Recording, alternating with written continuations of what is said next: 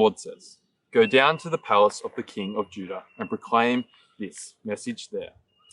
Hear the word of the Lord to you, King of Judah, you who sit on David's throne. You, your officials, and your people who come through these gates. This is what the Lord says. Do what is just and right. Rescue from the hand of the oppressor the one who has been robbed. Do no wrong or violence to the foreigner, the fatherless, or the widow, and do not shed innocent blood in this place. For if you are careful to carry out these commands, the kings who sit on David's throne will come through the gates of this palace, riding in chariots and on horses, accompanied by their officials and their people. But if you do not obey these commands, declares the Lord, I swear by myself that this palace will become a ruin. For this is what the Lord says about the palace of the king of Judah.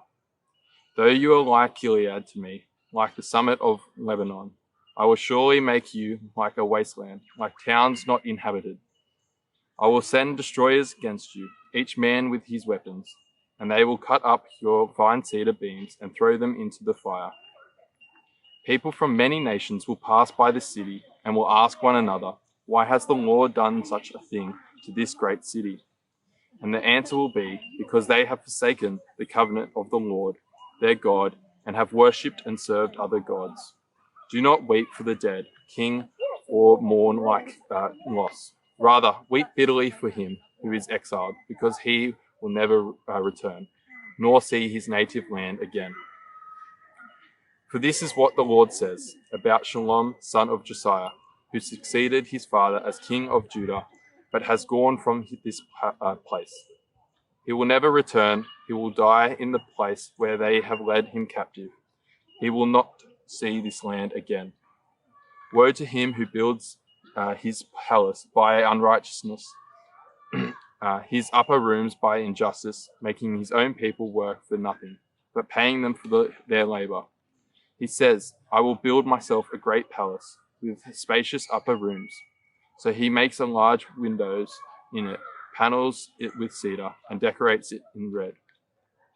Does it make you a king to have more and more cedar? Did not your father have food and drink?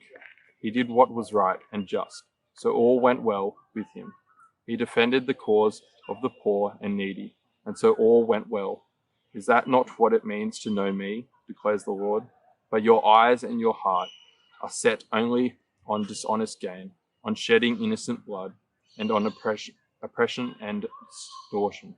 Therefore, this is what the Lord says about Jehoiakim, son of Josiah, king of Judah. They will not mourn for him, alas, my brother, alas, my sister. They will not mourn for him, alas, my master, alas, my splendor. He will have the burial of a donkey, dragged away and thrown outside the gates of Jerusalem. Go up to Lebanon and cry out. Let your voice be heard in Bashan. Cry out from Abarim. For all your allies are crushed. I warned you when you felt secure, but you said, I will not listen. This has been your way from your youth.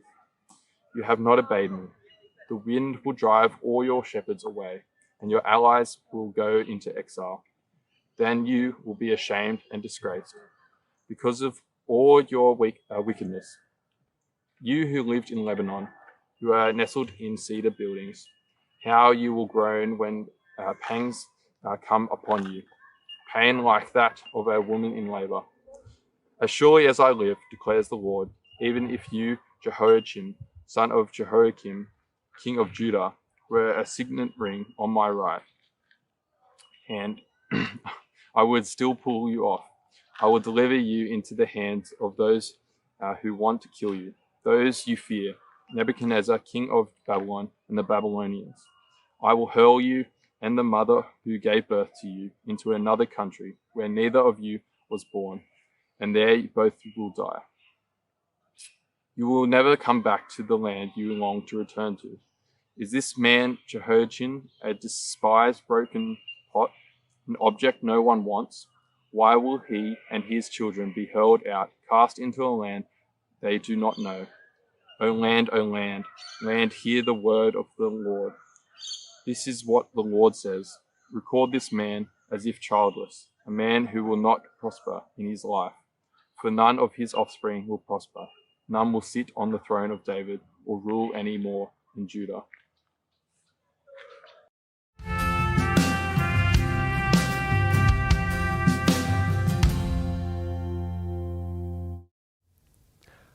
Hey everyone, I hope you've had a great afternoon. Look, here is what I want to know. Why is it that people always seem to love to find Jesus' face in things? You know, when people say that they've seen Jesus' face in a cloud or on their pizza, because it actually happens a lot. People see Jesus' face in things like toast. You can see him down there in the bottom right-hand corner there. Or on concrete floors. This one's more of a modern art version of Jesus. Or even frying pans. I found this one actually pretty impressive. In fact, I reckon that one might almost be too good, don't you? That one looked to me, it kind of made me wonder whether or not they'd maybe maneuvered some of the grease into place. In fact, some of the pictures I found this week were decidedly fishy. I mean, really, when you think about it, Jesus floating in my coffee cup, that one just looked a little bit too photoshopped to me. Or Jesus in my potato chip. That one I was pretty certain. I looked at it and I thought there's got to be technology involved in that picture. Although this next one does claim to actually be Dinky Di, and it's actually from a pizza shop right here in Australia. This came out of the pizza oven at Posh Pizza in Brisbane. And the owner, a woman named Marie Phelan, said, "I can definitely say to you that this is not a fake." In fact, she said after she made this pizza, she had this incredible run of good luck. All these good things were happening to her, including avoiding a ticket when she parked in a loading zone. That's got to be definite proof, isn't it? I mean, even Jesus hates parking laws. And I would say that it actually did bring her good luck, because she went on to sell that pizza on eBay for $153. Why is it that people seem so intent on seeing Jesus' face in things? Well, according to a neurobiologist, Sophie Scott from London, she said people see Jesus' face because they actually really want to see him. So she said, being able to see Jesus' face in toast is telling you more about what's happening with your expectations and how you are interpreting the world based on your expectations, rather than anything that's necessarily in the toast. In other words, she's saying it's all basically wishful thinking. Now, of course, none of us would ever be likely to fall for that. I doubt anyone at home is gazing into the face of your afternoon tea pikelet or something like that. We are far too cluey for that, aren't we, at Hunter Bible Church? Or are we? Could it be that we actually do something just like this all the time? Seeing Jesus not in a pizza or in a piece of toast, but in the Old Testament. Could it be that Jesus is not actually promised in the Old Testament, but we just happen to conveniently keep finding him there? We put Jesus into the Old Testament where he's not really promised at all. It's kind of a scary thought, isn't it? Is Jesus actually promised in the Old Testament? Well, today we're going to put that to the test. Today's passage is all about Judah's kings. And the passage can actually be a bit confusing because throughout the passage there are 5 different kings who are mentioned. So in chapter 21 verse 1, the word came to Jeremiah from the Lord when King Zedekiah sent to him Pashur son of Malchijah. So there's Zedekiah. And then in chapter 22 we're told about a dead king who is Josiah. And then there is Shallum, who is the son of Josiah, and Jehoiakim, and then finally Jehoiachin. So 5 separate kings are all mentioned, and it can be hard to get them straight in our heads, especially because they all have 2 names. There's the name they were born with, and then there is their ruling name. But here's how it works. Are you ready? Josiah was the king at the start of the book. And you might remember Josiah was actually a really good king. He was the one who found the law in the temple, probably the book of Deuteronomy, and he tore his robes and he mourned because Judah weren't obeying it. He was a good king, and Josiah actually ruled for quite a long time. But then he died, and his youngest son, Shallum, became the king of Judah, and he took the ruling name Jehoahaz. And Shallum Jehoahaz was not a good king at all. He was completely ungodly, and in fact he only lasted 3 months before Pharaoh came from Egypt and took him back to Egypt as a captive. And his brother Eliakim became the king. And Eliakim took the royal name Jehoiakim. And he actually lasted a little bit longer. He lasted 11 years before the king of Babylon came and got him. And then Eliakim's son Jeconiah became king. And he took the royal name Jehoiachin. And he only lasted 3 months before the king of Babylon came and took him captive as well, and made his uncle, one of Josiah's other sons, Mattaniah the king. And he called himself Zedekiah. And he lasted 11 more years as a puppet before the exile. So at this point in Judah's history, the kingship is actually a little bit of a revolving door. There's lots of kings with lots of names, and it's all a bit confusing, but really they all have one thing in common. Apart from Josiah, they're all evil. There's not one good king amongst the lot of them. And so have a look at what God says to the royal house in chapter 21, verse 11. Moreover, say to the royal house of Judah, hear the word of the Lord. This is what the Lord says to you, house of David. Administer justice every morning. Rescue from the hand of the oppressor the one who has been robbed, or my wrath will break out and burn like fire because of the evil you've done. Burn with no one to quench it. You see what they're like? There's no justice in Judah. People are being robbed and oppressed. The poor are being downtrodden. Or have a look at chapter 22, verse 1. This is what the Lord says. Go down to the palace of the king of Judah and proclaim this message there. Hear the word of the Lord to you, king of Judah, you who sit on David's throne, you, your officials and your people who come through these gates. This is what the Lord says. Do what is just and right. Rescue from the hand of the oppressor the one who's been robbed. Do no wrong or violence to the foreigner, the fatherless or the widow, and do not shed innocent blood in this place. For if you're careful to carry out these commands, then kings who sit on David's throne will come through the gates of this palace, riding in chariots and on horses, accompanied by their officials and their people. But if you do not obey these commands, declares the Lord, I swear by myself that this palace will become a ruin. See again, God says there is injustice in the kingdom of Judah. People are being robbed and oppressed. Widows and orphans and foreigners, basically the most vulnerable people in their society, are being subject to violence. Innocent blood is being shed. Jehoiakim even exploits his own people. So he gets his own people to build him this magnificent palace, but he doesn't actually pay any of them for their labour. You see, while lots of other passages in Jeremiah really zero in on things like idolatry, this passage hones in on injustice. That's the big sin of the kings. The poor, the weak, the vulnerable are all being oppressed.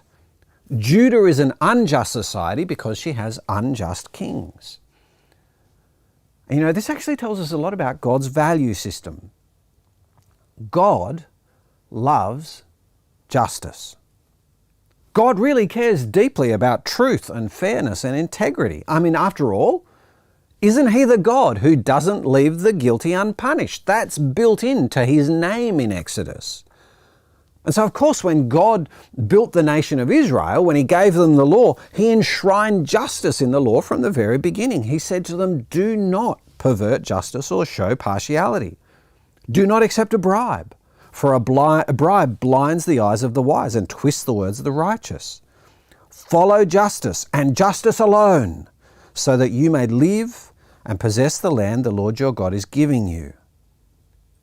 You see, our God cares deeply about justice in his nation.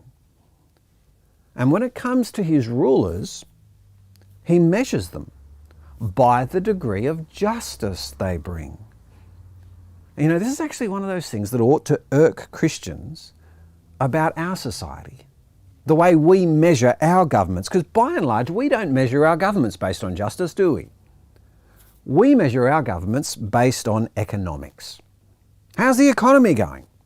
What are the interest rates like? How's the surplus? What's inflation? How's employment? That is, we tend to measure everything in terms of the mighty dollar, don't we? I mean, haven't you seen the reports on TV that say things like smoking costs the economy $3 billion a year, as if the economy is the great tragedy when it comes to something like smoking. But God says no. You measure a ruler, you measure a government by justice. Are the poor cared for, or are they oppressed? Are the vulnerable protected, or are they preyed upon? God cares about those things. And as his people, so should we. And yet this is actually one of those kind of tricky, kind of confusing and challenging things for Christians. Because you see, we're not sure how much we should care, or even how much we should do about the injustice we see in the world around us. Because when you think about it, we look around our world and we see loads of injustice too, don't we? We see poverty where there shouldn't be. We see Indigenous incarceration rates that are way beyond anything that they should be, aren't they? We see the helpless preyed upon, from the unborn to small children to the elderly. We see poverty in the third world. As we look at our world, we see the same kind of injustice that was there in Judah. And so what should we do about it? What should Christians do about the injustice that's in Australia and the injustice in our world? Because when you think about it, Australia is not quite the same as Judah, is it? I mean, Judah was God's chosen nation. Australia's not. Judah represented God's kingdom. God was actually their true king. They were meant to be ruled by God's just law, but Australia's none of those things. Australia is a secular, democratic nation where we elect parliamentarians. And so we're not going to recreate Judah in all of its justice following God's law here in Australia, are we? We can't legislate to make Australia a Christian country. And in fact, God's plan for Australia is not to make it a Christian country that replaces Judah. No, God's just kingdom actually centers on Jesus and in heaven, not any one particular country. So when Jesus came, he didn't put an end to injustice, did he? No, he came to die, to pay for injustice. Heaven is actually God's ultimate solution to injustice, not earth. We will never see justice here on earth. We will never see an end to suffering here on earth. We will have to wait for heaven for those things. And that's where some Christians get themselves deeply confused and really, in a really damaging way. They think that the bringing of justice here on earth is actually the great goal of Christianity. That bringing justice is what Christianity is all about. Ending poverty, ending racism, ending abuse. Those things actually become the goal of Christianity, the mission. And look, they're noble goals. They really are. But they're not actually God's goals for here on earth. No, God's plan was for Jesus to die, to take us to a new kingdom where there will be no poverty or racism or abuse. God's plan was actually for Jesus to die for the injustice in my own heart. Because that's the thing, isn't it? The injustice isn't just out there. It's not just institutional. It's in here. I am unjust. I've been unjust to people and I've been unjust to God. And if God is going to fix injustice, then at some point, he's going to get around to fixing me. And Jesus did exactly that. Jesus died to pay for all of the injustice that I have perpetrated on other people and God. And his promise is a future just kingdom in heaven. And so our message to the world is not, we have to fix this injustice. No, our message to the world is, come to Jesus. Jesus died to pay for your injustice, and he promises to take us to a place without pain, without prejudice, forever. That's our message to the world. But does that mean that we just ignore the injustice here? Does that mean that we close our eyes to all of the terrible things that happen here and now? Because that just can't be right, can it? I mean, God cares about justice in his character. Justice isn't just good for Israel and Judah. Justice is good, full stop, because God himself is just. And so can I suggest 3 things that we as Christians should do about the injustice in the world around us? 3 courses of action that we Christians should take when it comes to injustice. The first one is, we have to tell people about God's great answer to injustice. Christianity is not another band-aid on a world of pain. No, it's God's eternal answer to injustice. Jesus came and he taught us what justice really looked like. He embodied it as a man. And then on the cross, he died to pay for injustice. And now, by the Holy Spirit, he changes us so that we are more just like he is, and he'll bring the eternal kingdom of perfect justice. And so the cornerstone of the Christian response to injustice must be the preaching of the gospel. That is, if you look out at the world and you see lots of injustice and you don't think they need to hear the gospel, then you have got it wrong. You've misunderstood God's great answer. If you immediately think we need to go and fix it, you have misunderstood the gospel. The gospel is the great answer. But the second thing to say is, we can and should work for some justice here. We can bring some measure of justice here on earth. And it's not because we're trying to turn Australia into a new Judah or Israel. It's just because justice is good. And we have the opportunity to bring some. And we've also got the resources. We all have money that we can spend to bring some justice. Australia is such a wealthy country. We can use our money to reduce poverty. We can use our money to fight things like child slavery. We'll never fix it, but we've got money that can be used for the cause of reducing suffering.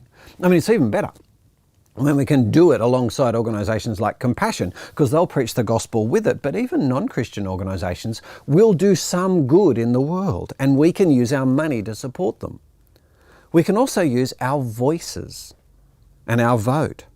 Australia is a democracy, and we all get a say in terms of how it's run. And so we can and should use our voice and our vote to bring some measure of justice. At the next election, don't just make your decision based on what will be good for you economically. Make your decision based on which will be the most just of the political parties. That is, just because we can't bring final justice here, just because our great message is Jesus, doesn't mean that we can't bring some measure of justice. Every individual Christian should care about this because our God does.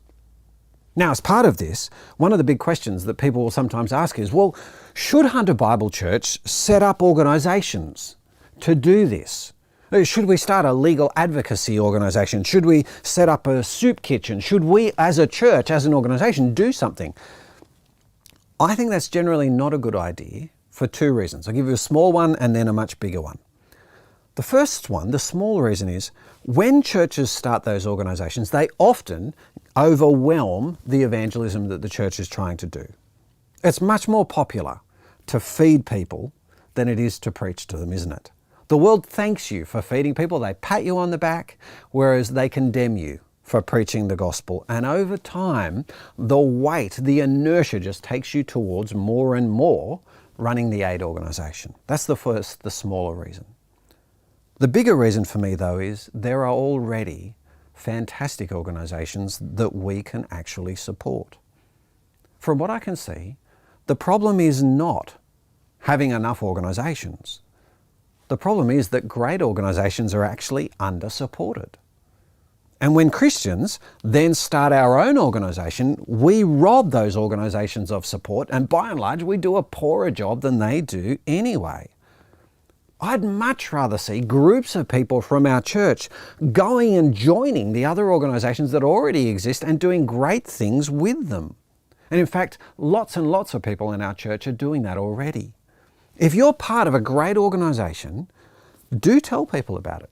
Invite them to join in. Take a bunch of people from church and support the organisation that's already there. In fact, Wendy Daly, who's a member of our Lake Mac congregation, did some wonderful research on us. She actually gave me a folder. And Wendy, if you have a copy of that folder, I would love to get another copy because I loaned it to someone and they never gave it back. And if you're the person I loaned it to, I'd love to get it back so we can give it to other people.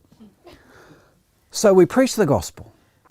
We bring some justice where we can because we've got the opportunity to do it. The third thing we must do is be a just community ourselves. Hunter Bible Church has to be a place of justice. Too often, churches have covered up sin and let justice perish. Too many lies, too much corruption, too much silence, too much protecting our own and protecting reputations. No. We want to be a church that is truthful regardless of the cost.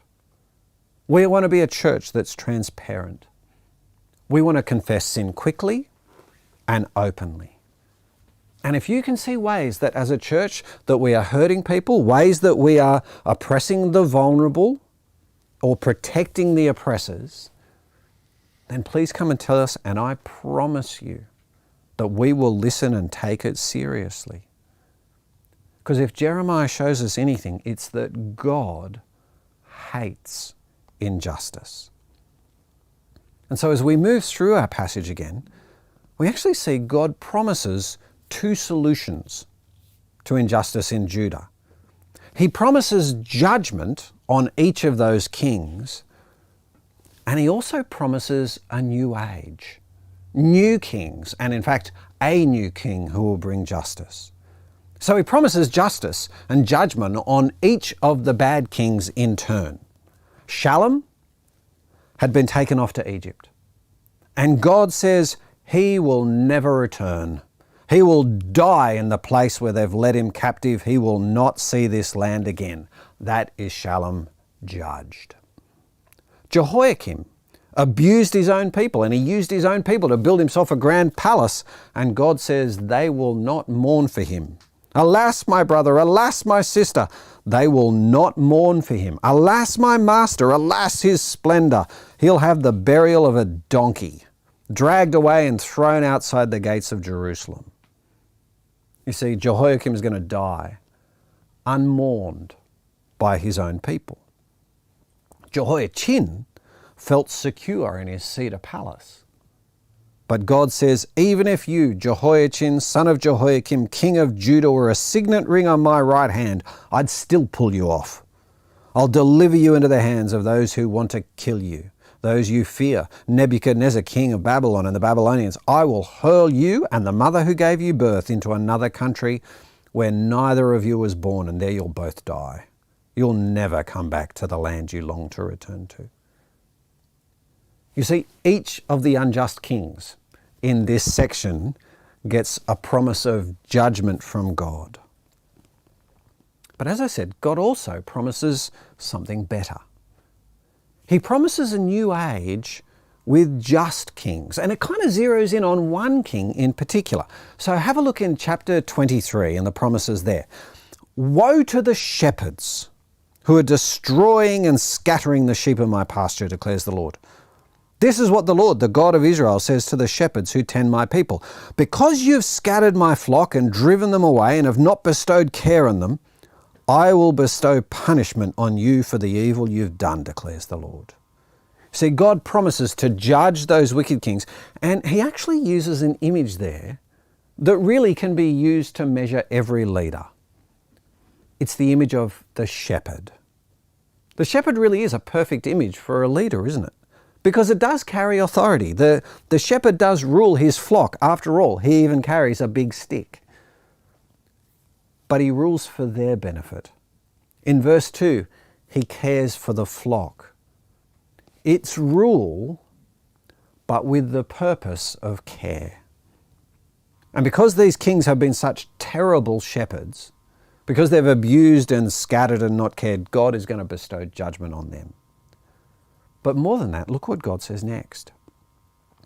I myself will gather the remnant of my flock out of all the countries where I've driven them, and will bring them back to their pasture, where they'll be fruitful and increase in number. I'll place shepherds over them who will tend them, and they will no longer be afraid or terrified, nor will any be missing, declares the Lord. God promises that he's going to shepherd his own people. He makes the same kind of promise in Ezekiel as well. Because God was always Israel's true shepherd, wasn't he? He was always Israel's true king. And he says he is going to shepherd Israel again. He's going to bring them all back into the pasture. And part of how he's going to do that is by sending new kings, new shepherds. And these shepherds will be good kings. They'll actually tend the flock. And yet, even as God promises that, he seems to get a bit more specific. It seems to narrow down to one king. Because God says, the days are coming, declares the Lord, when I will raise up for David a righteous branch, a king, who will reign wisely and do what is just and right in the land. In his days, Judah will be saved and Israel will live in safety. This is the name by which he will be called, the Lord, our righteous Saviour. Or literally, it's the Lord, our righteousness. See the move there? From plural kings to one king, singular, who's going to come from David's line. And this king especially is going to rule wisely, and he's going to rule justly. And in fact, both Judah and Israel, who'd been separated for centuries, they're going to be recombined, and the nation is going to be whole again. They're both going to be saved. And this king's name will be the Lord, our righteousness. It was kind of a play on Zedekiah's name.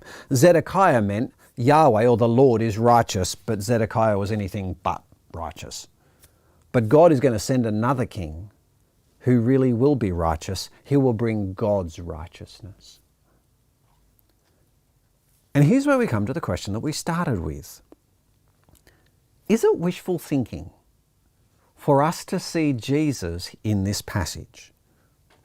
Is it just wishful thinking for us to see Jesus as this king from David's line who'll rule with wisdom and justice and bring God's righteousness? Is that just wishful thinking? Well, the writers of the New Testament didn't think so. Matthew didn't think so. Because when Matthew lays out Jesus' family connections, his genealogy, Matthew locates Jesus in this line of David. Jesus is in the family line that runs through Josiah and his sons, the line that continued after the exile with Shealtiel and Zerubbabel and finds its fulfillment in Jesus. That is, Matthew thought that Jesus was this branch from David's tree. And with good reason. Because Jesus really did turn out to be the kind of king Jeremiah promised, didn't he? Jesus was wise. Jesus was just. I mean, when you think about it, Jesus could have been a far worse tyrant than Jehoiakim and Jehoiachin ever were, couldn't he? I mean, imagine what Jesus could have done with all of the power that he had. Jesus could have ruled nations, couldn't he?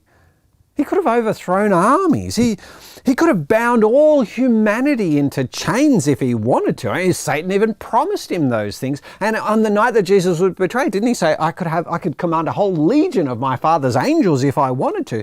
Jesus could have ruled the entire world if he wanted to.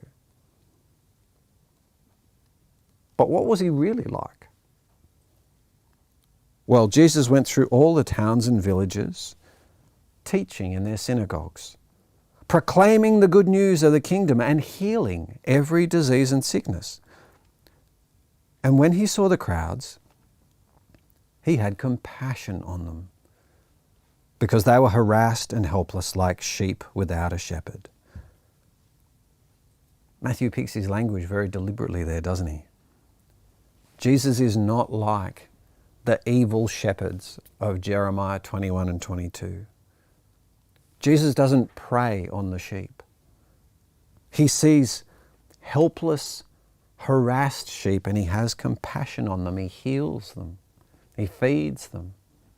He teaches them. Jesus fits the mold created in Jeremiah 23 perfectly, doesn't he? And of course, where do you see this better than in his death? Judah's kings slaughtered their people. They abandoned and exploited them. Jesus was slaughtered for us. Jesus gave up his life for us. Jesus died the most unjust death imaginable, didn't he? That we might finally be able to live in a just kingdom. And Jesus really is our righteousness, isn't he? Jeremiah promised a king called the Lord is our righteousness, and Jesus is our righteousness, isn't he? Because when Jesus died for us, he took our sin and he gave us his righteousness. When we stand before God, we won't stand with our own righteousness. We won't stand on the basis of our own goodness or our obedience.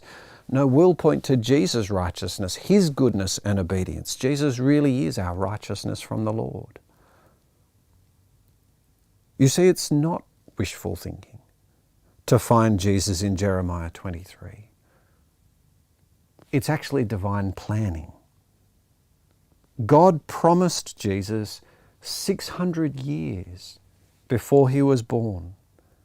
God painted his portrait for us, the wise, just, compassionate shepherd who would give people the Lord's righteousness. God painted that image for us 600 years before Jesus was born so that we might see the kind of king we have and the kind of salvation we have. Now, very quickly, you might be wondering how Jeremiah chapter 22 verse 30 fits with this. The whole idea of Jehoiachin being cursed. The answer to that is Haggai chapter 2 verse 23, where the curse is reversed on the family line. But rather than it being wishful thinking, seeing Jesus here, could it be that Jeremiah is actually the bedrock of our faith? Passages like Jeremiah 23 are why we so love and trust Jesus so much. These are the passages that make us say, isn't it wonderful that we won't always live in an unjust world? Isn't it wonderful that we have a God who loves justice? And isn't it wonderful that we also have a God who loves us, unjust as we are, and sent his Son to die for us, who satisfied God's just anger with us and is now making us his just people, and one day will take us to the perfect, just, righteous kingdom in heaven. Let's thank God for that.